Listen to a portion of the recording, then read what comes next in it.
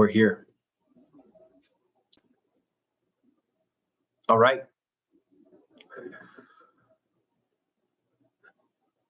Have you ever had that moment where you want to say something, a thought, a feeling, maybe your truth, but then your brain slams on the brakes and tells you, don't, you'll mess it up. You're going to look weird. So you said nothing. Me too. Today, I'm talking to you about that moment, and it's about communication, not like punctuation and grammar and also eye contact, but rather more about projecting your voice. It's about the part before all of that. It's about the decision. Do I speak or do I shrink? My goal today is really simple. I want to help you stop hiding your weird, messy, gorgeous light. Because here's the truth. Most of us walk around like we're carrying this like wild, little flame inside, and it flickers when we feel something real. It roars when we want to dance and shout and cry and create and just be seen. But then we panic. We cup our hands around it. We go, you're too much.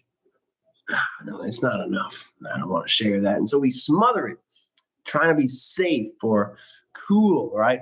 Or even worse, normal. And what happens?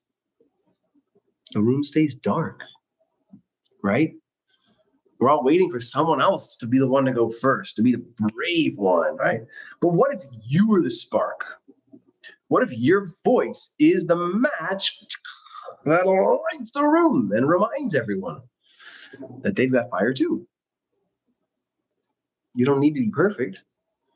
You just need to stop pretending that you're the dim one. I want to talk to you about hesitation fatigue. And the three things specifically that I wish someone had broken down to me when I was younger. And I cannot tell you, how many times have you been the person like me where you see a group of people you want to talk to, and then you go and grab a drink, or you suddenly grab your phone, and then the people you want to talk to walk away, right? Hesitation, it literally drains your battery. Every time you hesitate, you burn brain fuel. It's like having 20 apps just running in the background of your phone, right? You're not even using them, but they're sucking the life out of you. And then boom, crash. You freeze. I'm just not an introvert. I'm going to go home. And that's life for you. You play small. Or just say, I don't do social gatherings. That's the first truth, is hesitation is draining your battery. Secondly, decisions themselves, they actually launch you forward. Think about it. You don't need to actually jump off of a cliff. You don't need to scream, YOLO, and sprint into chaos. You just need to move. Tiny moves, micro courage. Because hesitation, that's what keeps the rocket stuck on the launch pad, right? You've got fuel, you've got fire, you have things inside of you to stay, but you're waiting for the perfect moment. Spoiler alert, it doesn't exist. But every little yes, every little risk, it's like pushing the ignition, right? Courage is not something that you have or don't have. I want you to think of courage like a muscle that you train, you flex, you use it, or literally you're going to lose it. And before you know it, if you actually step by step do it again and again, you're not on the ground anymore. You're flying in orbit, creating, leading conversations. So a simple decision. You cut off the hesitation and you're moving. Third thing I want to mention is the future itself belongs to fast learners. not perfect ones. And life is not a school test. It's more like, for me, a video game. If you wait too long to make a move, guess what? The game plays you, right? You become the NPC, you become the extra. The people winning in life are the ones who hit start. They fall, they trip, they mess up, but they get back up. Welcome, Ben. So they level up because of not being flawless, but just being willing to put their ticket in. And I want to talk about why this matters to stop the hesitation fatigue, because holding back literally hurts. It makes me cry when I'm just like inside waiting to be meeting people to connect to and not saying the thing. It's like living with the mute button on. Your soul, it starts with that sneaky whisper, right? Like, what if I'm wrong? But then it turns into a full body silence, tension in your chest. You feel like you're in a pit watching everyone else dance on the pedestal. Wow. And that's when you're going to ask questions in your head like, what do I have to do so people will like me or welcome me, right? Or invite me to the party. And boom, just like that, your voice inside, that's the one that wants the best for you, slowly disappears. What if we could change that? What if you stopped waiting for the green light that was already inside of you? What if, crazy thought, you don't need permission to speak? What if to ask for what you want in love, in friendship, in your family, what if you could tell the truth without worrying if it's too much? Skadoosh Mambo. Oh man, I miss you. I want to dance with you. Life becomes extremely different when I stop waiting for permission. It's not a cage. It becomes like a river, right? You're flowing, just like in a dance. If I wait for the permission to lead the person when they've already given me permission, it's like the stutter step, right? Oh, sorry, step on your toes. Oh, sorry. And this is when you walk into the room. If you give yourself permission, you walk into the room and it feels like your room. Not because you own it, but because you own yourself. And then something cool happens, right? When you stop hiding and waiting for permission, you naturally invite others in. You stop performing and you just start including people. It's amazing. I want you to imagine, right, that you've got a flame within you.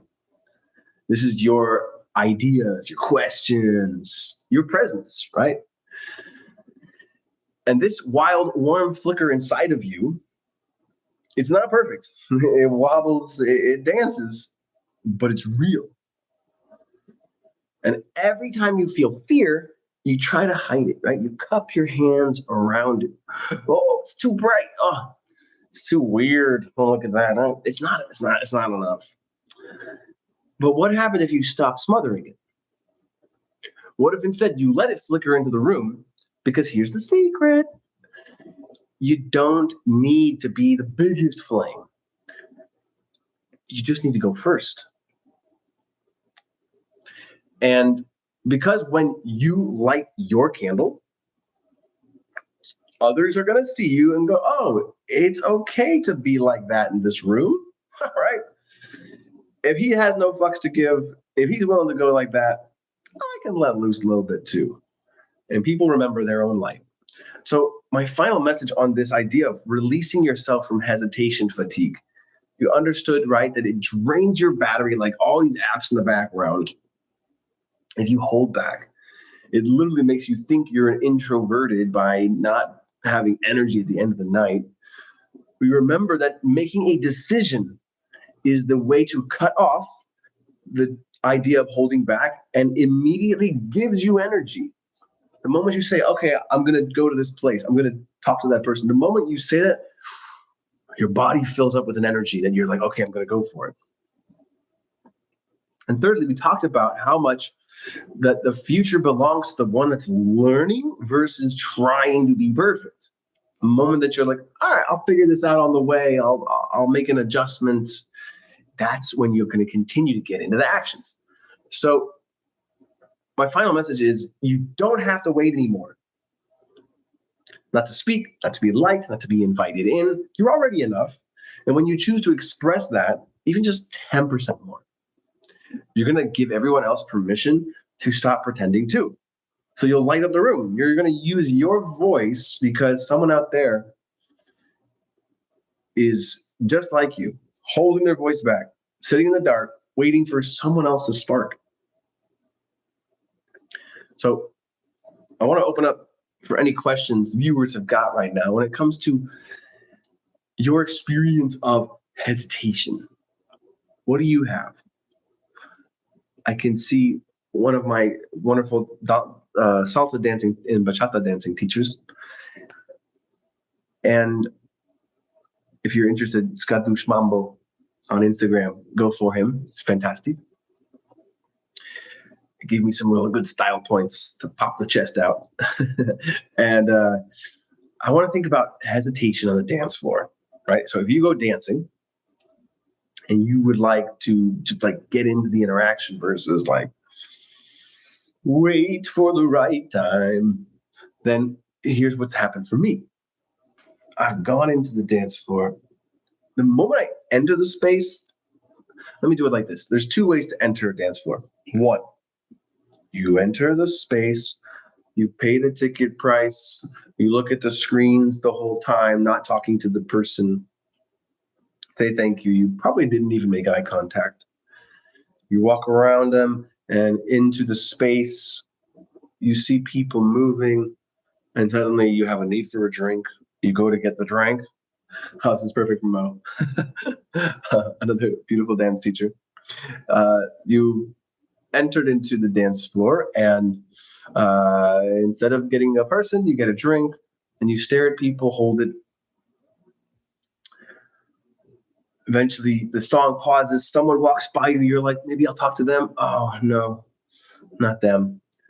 And then someone else that looks lonely. They look a little sad. They're probably a lot older than you, or you just feel something about you feels like safe with them. And that's the person you decide to talk to. Hey, would you like to dance? Okay. You do the dance. You're focusing on make sure get the moves right. And then what happens? Nice to meet you. And you could maybe wait 20, 30 minutes before the next dance.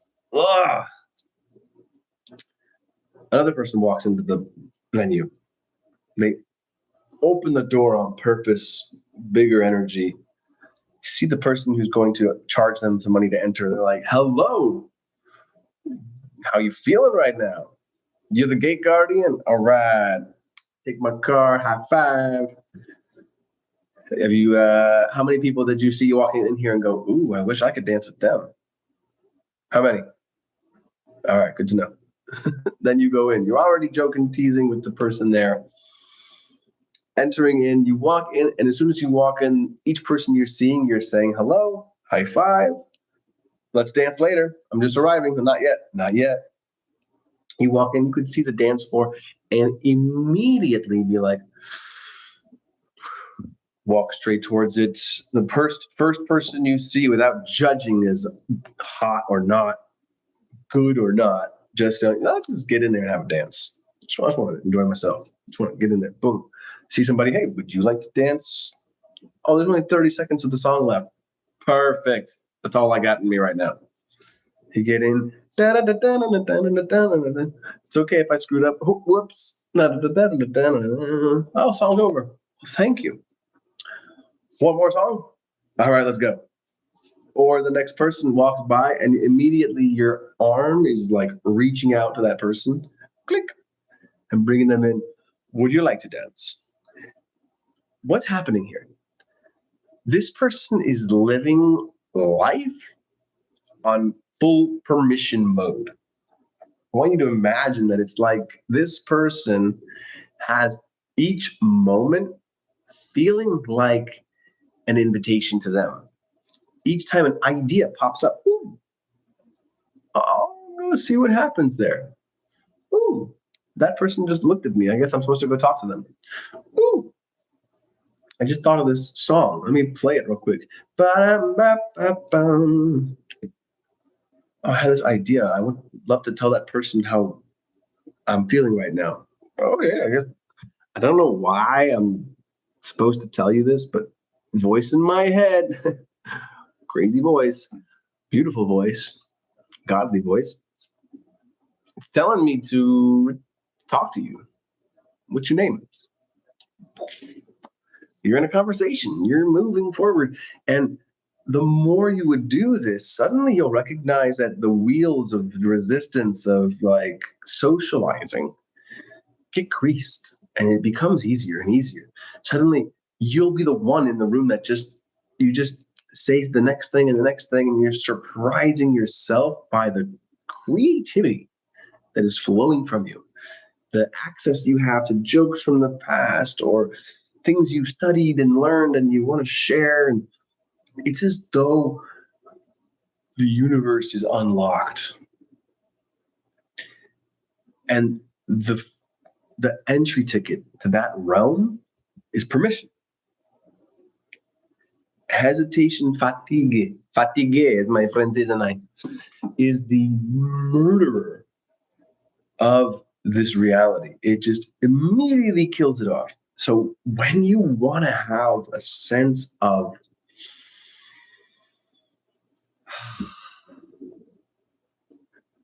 welcome to my house. I am so happy to have you here. Would you like to see where the bathroom is, where the beautiful art I have is? Would you like some water? I don't know why I became a bit of a Frenchman when I do this, but this is what I do. Uh, it's ease and grace. It's knowing that everything is happening for you.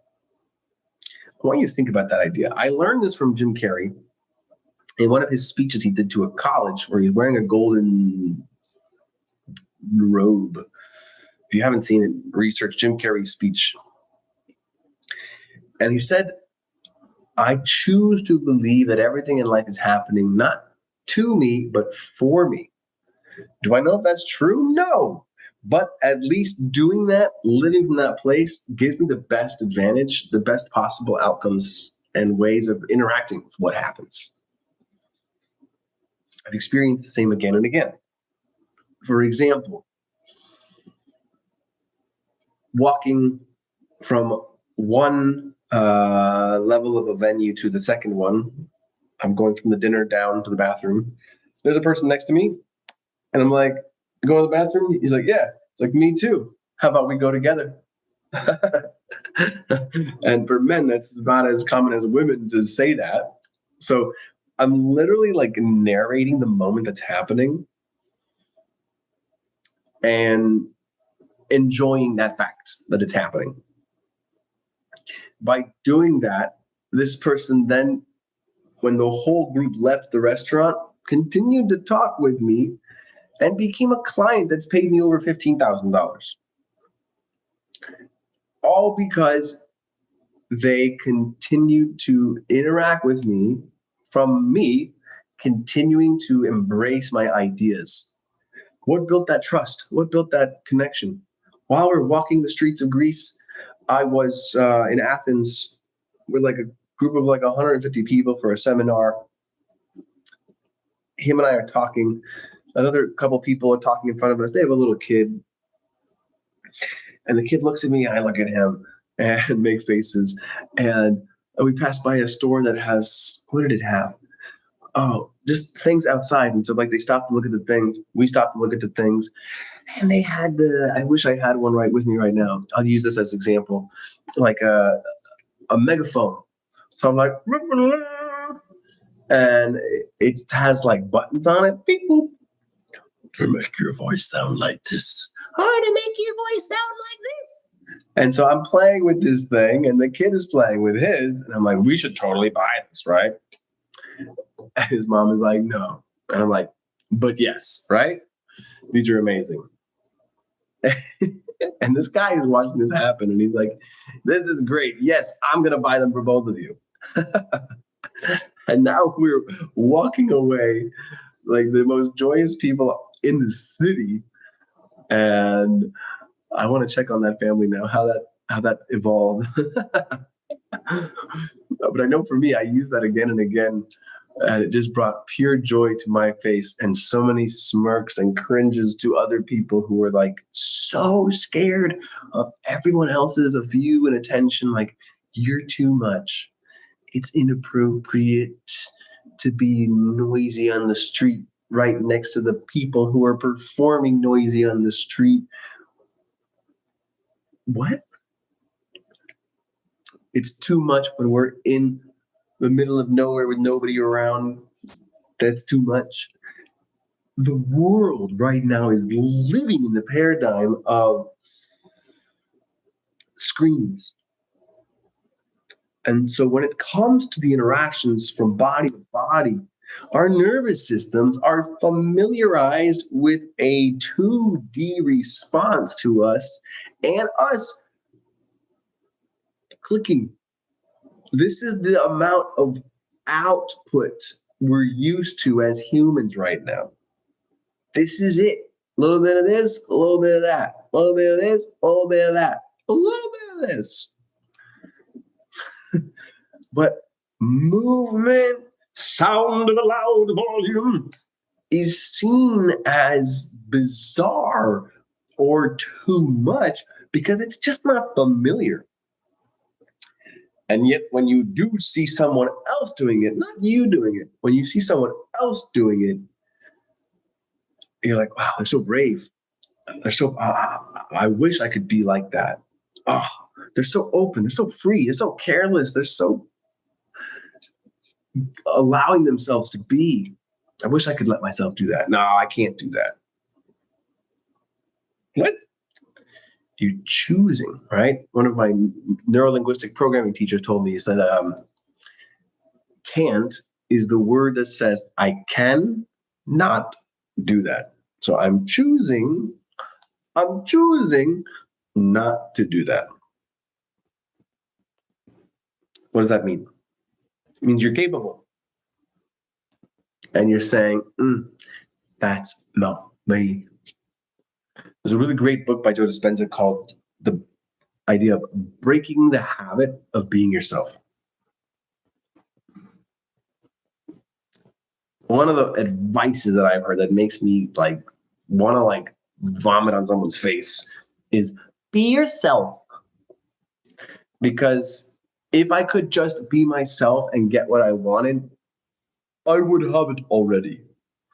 So the fact that you have freedom and peace to allow yourself to express yourself in whatever way comes out is actually what you mean. That person is trying to say, I allow myself, I give myself permission to turn hesitation off.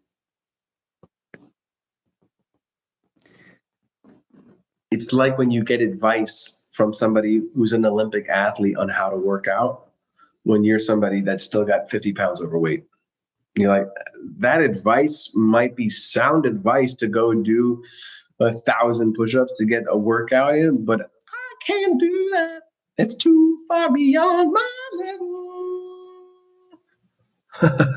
So what we need is advice that matches where we are in our paradigm. So if you're not familiar with that strong expression, welcome, welcome, the idea of be yourself, putting that in a foundational level for you to express what's up, Dalali, is you want to tell yourself, how can I give myself 5% more permission right now? If I gave myself 5% more permission in my life right now, what would that look like? Let's say you're out in a group of people, whether it's a public venue like a cafe or a park or a networking event. You see people there. You have an idea to talk to somebody. You see them. As you see them, I want you to ask yourself, if I gave myself 5% more permission right now, what would happen? I probably would walk up to that person and ask them a question. Okay. You start walking to them and you're like, if I gave myself 5% more permission in that question I asked, what would I ask? Well, I wouldn't just say, how are you? I'd probably be like, why are you here? Oh, cool. Okay. I asked the why are you here? If I gave myself 5% more permission when I asked that question, how would I say it? I would say it with more enthusiasm. Why are you here? Wow. Notice how just a little bit more permission, suddenly your expression from your face, your voice, your hand gestures all becomes so much more expressive. Your capacity expands. Permission is the heart of all influence. I learned this from Chase Hughes, who works within the CIA. Now he's retired, and he's teaching like powerful influence techniques for us to be able to go into, whether it's therapy or sales, apply the same skill sets that are in negotiations or interrogations or creating spies, and apply them to our everyday conversations. So if permission is the heart of all influence, how do we make this happen in our interactions? Lalit, you're here listening. Would you write what's an interaction, a relationship that you want to have more influence? Write that down right now. Is it with a lover or with someone that you want to become your lover? Is it with your friends? Is it at work? Where is a relationship in your life right now that you want to be able to be more influential? While that answer comes in, I'll just share that regardless of whichever relationship, permission is still going to be the foundation of where it all happens. He asked that permission is the gateway of conversation through emotions.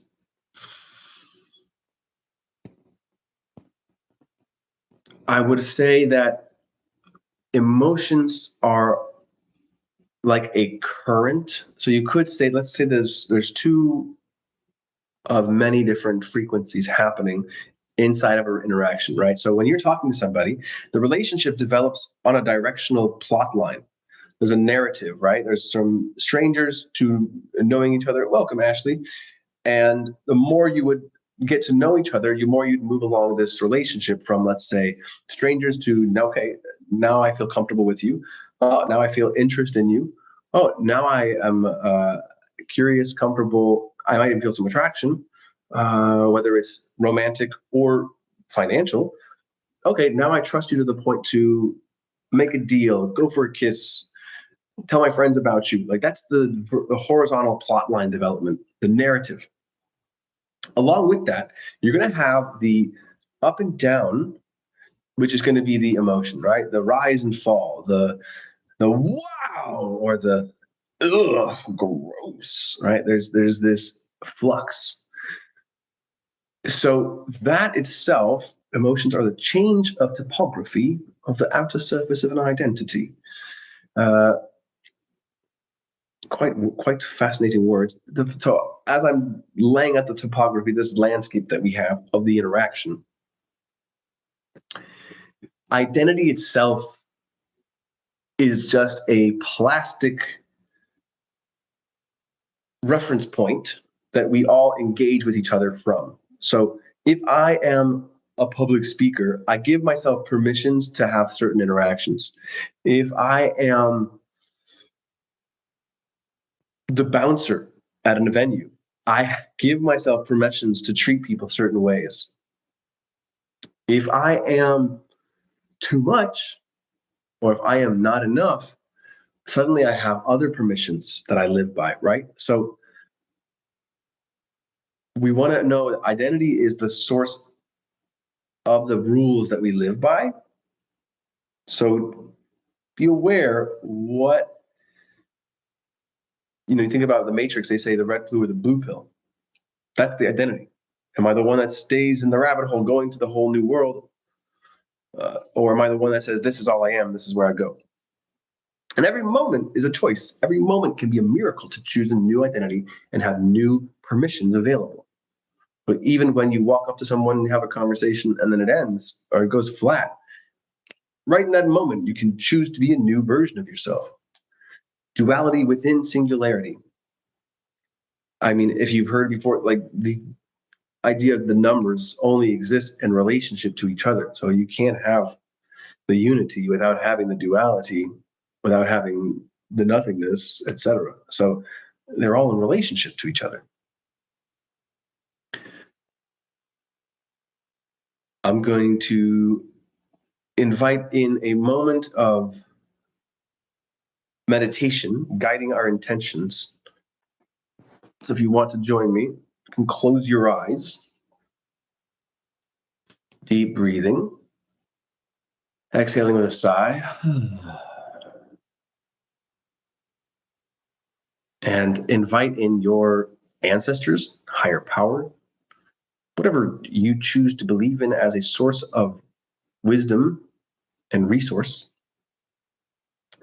Bring that energy here right now with us.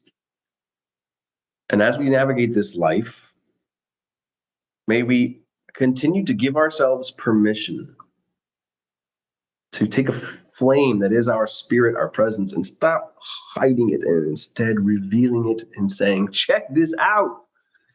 May we adopt the mantra, check this out, as we go into the world, because we believe we are welcome everywhere we are. Because we are there. Therefore, we were meant to be right there. May we allow this breath to give us a sense of belonging here in every way. So much so that that becomes the seat of our consciousness. May we feel that become a comfortable seat. And breathe into that all the way down to our feet. And allow ourselves to be guided by that light with a smirk, a resting smirk face. To know that everything that's happening around us is happening for us versus to us, so that we can leverage it and use it as the breadcrumb into the next moment. So it is. Now, I am aware that today is Yom Kippur. You are the light. So Jewish traditions talk about this Day of Atonement. What does that mean?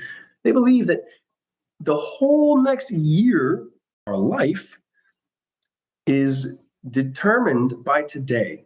The amount of miracles and light we're going to receive is determined by our current level of being today. So what can we do to amplify and receive as much as possible right now? This is the question you want to ask yourself. The way that you can do that is you make more space in yourself by atoning, by forgiving. So think about who in your life right now that you would need to forgive for things that they may feel guilty or shame about in your life. Welcome to Nitya. And the more that you can consider who is it in my life right now that I know might feel shame or guilt or embarrassment towards me, can I send them forgiveness? You may even send them a text that says, I love you, I appreciate you, no matter what has happened. And that can clear a lot of energy that is dark and dense around you so you can receive more miracles over the next year. Then, along with that, forgiving yourself. So take a moment, consider who is it that you would need to forgive, and where are you still holding resentment or grudges towards yourself? And if you're willing to forgive yourself for all of this,